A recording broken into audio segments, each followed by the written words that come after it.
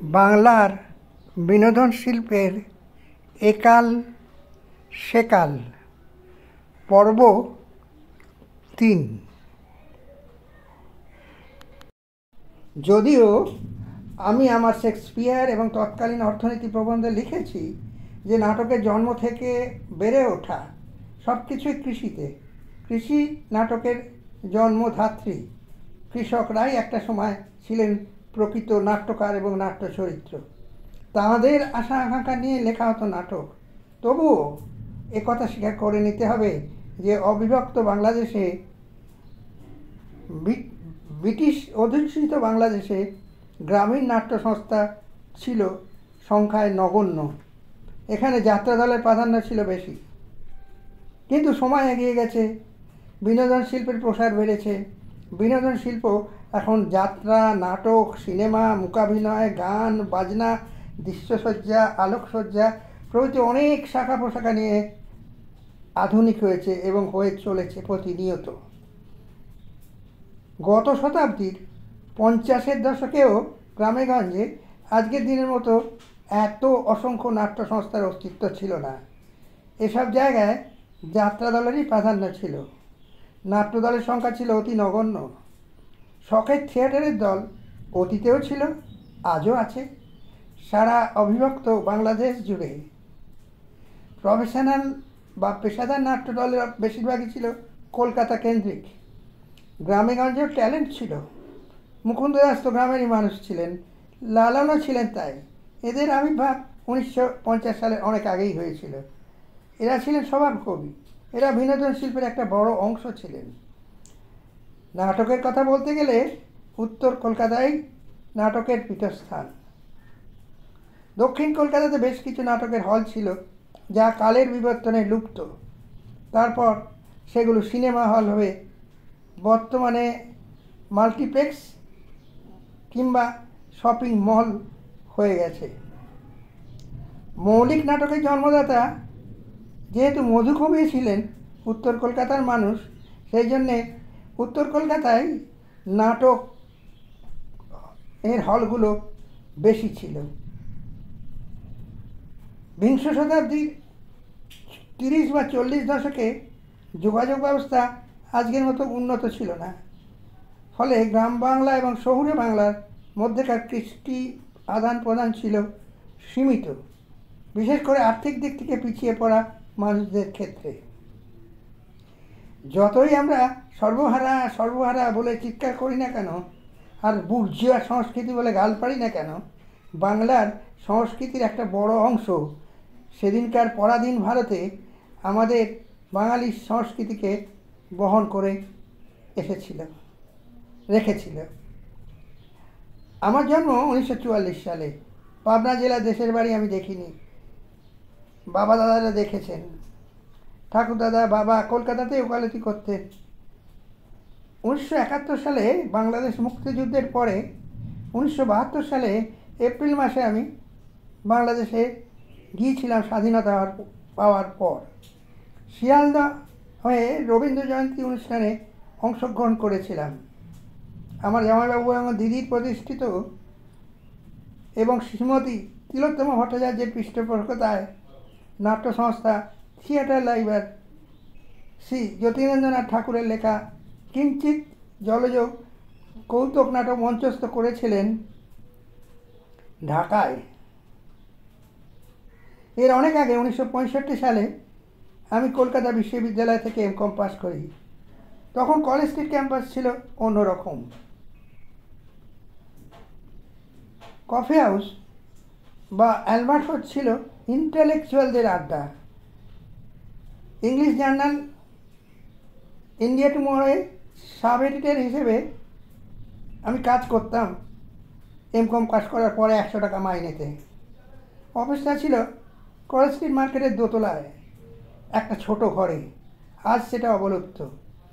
এই মাসিক জার্নালটার সুবাদে কলেজ স্ট্রিট পাড়ায় আমার যাতায়াত ছিল 1980 সাল পর্যন্ত। যদিও আমি 1972 সালে মেদিনীপুরে হলদিয়া সংলগ্ন বিবেকানন্দ মিশন কলেজে অধ্যাপনার চাকরি নিয়ে চলে যাই। সত্যি কথা বলতে গেলে শুক্রবার রাত্রিরে আমি চলে যেতাম কলেজ স্ট্রিটে অধ্যাপক সমিতির অফিসে অধ্যাপক সমিতির সন্ধেবেলার মজলিসে, যেখানে সমস্ত পশ্চিমবঙ্গের অধ্যাপকেরা মিলিত হতেন, কোনো রাজনৈতিক দলের পতাকা না নিয়ে তারা অধ্যাপনা আন্দোলনের সঙ্গে যুক্ত হতেন। সেখানে সমস্ত তাদের সমস্ত দাবি দাবা নিয়ে আন্দোলনের রূপরেখা তৈরি হতো। আর সেই রূপরেখা ছিল শিক্ষার স্বার্থে, শিক্ষকের স্বার্থে। আমি অবশ্য অনেক আগেই 1962-63 সালে যখন আমি গোয়েঙ্কা কলেজে পড়তাম বউবাজারে, তখন থেকে কলেজ পাড়ায় যাতায়াত করতাম এবং অধ্যাপক সমিতির অফিসে যেতাম আমার দাদার বন্ধু বামপন্থী অধ্যাপক নেতা শ্রী সন্তোষ মিত্র মহাশয়কে দাদার তরফ থেকে কিছু চিঠি দিতে। আমার ছাত্রাবস্থায় কলকাতা বিশ্ববিদ্যালয়ের রাখালদার canteen, Eden Hindu hostel, coffee house, Dilkhusha আমার ঘরবাড়ি হয়ে গিয়েছিল। আর সেটা 1980 সাল এর পরেও অব্যাহত ছিল। কফি হাউসে দেখতাম দুই বাংলার তাবড় বিখ্যাত কবি সাহিত্যিকদের আর তাদের ঘিরে থাকা নবীন কবি সাহিত্যিকদের আরও একটা দলকে। এদের নামকরণ তখনও কিন্তু হয়নি। তাদের আমরা মগজ চাষি বলেই জানতাম, বুদ্ধিজীবী নয়। একথা অবশ্য বলে রাখা দরকার যে আমি এখানে বাংলা নাটক ও চলচ্চিত্র আন্দোলনের ধারা হিসেবে লিখতে বসেছি সময়ের নিরিখে এই দুই বিনোদন শিল্পের সেকালের সমস্যাগুলো এবং এই কালের সুবিধাগুলো নিয়ে, বিনোদন শিল্পের এগিয়ে যাওয়ার গতিপথের সামান্য কিছু অংশ নিয়ে, একেবারেই ব্যক্তিগত কিছু আলোচনা। বাঁশের কেল্লার কিছু শুটিং হয়েছিল ইনডোরে, টালিগঞ্জের ভারতলক্ষ্মী পিকচার্সের ফ্লোরে, আর কিছুটা ইন্দ্রপুরী স্টুডিওতে। আমার প্রথম দেখা ক্যামেরাম্যান ছিলেন দেওজি ভাই।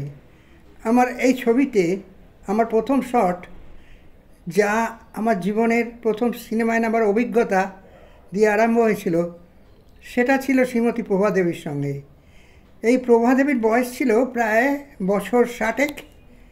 তিনি ছিলেন একটা সময় নাট্য সম্রাট শিশির ভাদুরীর নায়িকা। এই প্রভাদেবী সম্পর্কে জানতে হলে বহুল তথ্য সমৃদ্ধ সুনীল গঙ্গোপাধ্যায়ের লেখা নিঃসঙ্গ সম্রাট বইটা আজকের দিনে পড়তে হবে। এই বইটায় তৎকালীন সমাজের পেশাদারি নাটক তৈরি করার এবং সেটাকে মঞ্চস্থ করার বাস্তব সমস্যাগুলো নিয়ে অনেক তথ্য তুলে ধরা হয়েছে। যাক, সেসব কথা। আমি আমার জীবনে প্রথম শটটার কথা বলি। এই শটটা আগে থেকে রিহার্সাল দেওয়া সম্ভব হয়নি, কারণ আমাদের যেখানে রিহার্সাল হতো শ্রী সুধীর মুখার্জির বাড়িতে ঢাকুরিয়া অঞ্চলে, সেখানে একজন অত্যন্ত অভিজ্ঞতা সম্পন্না বয়স্কা অভিনেত্রীকে আনা সম্ভব হয়নি। আমার এই প্রথম শটটায় পাত্রপাত্রী ছিলেন 3 জন। আমি, মাস্টার অলোক, ছবিতে বাসু, আর শ্রীমতী প্রভা দেবী, ছবিতে পিসিমা।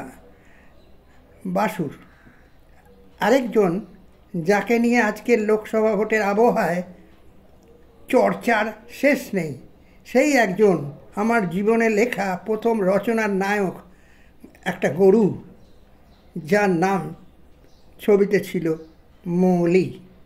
এই মৌলি ছিল ভীষণ ড্যাডা। বাসু মুখে ড্যা ড্যা ড্যা শব্দ করলেই দিক বিদিক জ্ঞান শূন্য হয়ে ও ছুট লাগাতো সামনে যাকে পেত তাকেই ধাক্কা দিয়ে। শর্টটা ছিল এইরকম: পিসিমা মুঙ্গলির দুধ দোয়াচ্ছেন, সেই সময় বাসু এসে মুঙ্গলি ড্যা ড্যা ড্যা ড্যা চিৎকার দিয়েছে, আর মুঙ্গলি দুধ ফেলে দিয়ে পিসিমাকে ফেলে দিয়ে দে দৌড়। আর প্রভাদেবী বাসুকে, অর্থাৎ আমাকে, ভীষণ গালাগাল দিচ্ছেন পাজি বজ্জাত ছেলে বলে। শটটার কথা যত সহজে বললাম, সেটা কিন্তু বাস্তবে করতে বহুত বেগ পেতে হয়েছিল আমাদের ইউনিটকে। দু চারজন টেকনিশিয়ান ছাতা হাতে লাঠি হাতে ক্যামেরার ফ্রেমের বাইরে দাঁড়িয়েছিল মঙ্গলকে ভড়কে দেওয়ার জন্যে, যাতে সে দৌড় মারে। সারা ইউনিট হিমশিম খেয়ে গিয়েছিল ওই দৃশ্যটা চিত্রায়ন করতে। আর ওই মুঙ্গলির দৌড় মারার কারণে একটা ঘটনায় বাসুর মৃত্যুও ঘটেছিল কুটির সাহেবের গুলিতে। শুরু হয়ে গিয়েছিল নীল চাষের বিরুদ্ধে আন্দোলন। আপাত ঠান্ডা গ্রামীণ পরিবেশ হয়ে গিয়েছিল রক্তাক্ত। শুরু হয়ে গিয়েছিল নীল চাষের বিরুদ্ধে আন্দোলন। তিতুমিরের বিদ্রোহকে পটভূমিকায় রেখে এটা রচনা করেছিলেন সেই সময়কার কল্লোল যুগের লেখক শ্রী মনোজ বসু। কীভাবে সেটা ঘটেছিল আমি পরের পর্বে বলবো।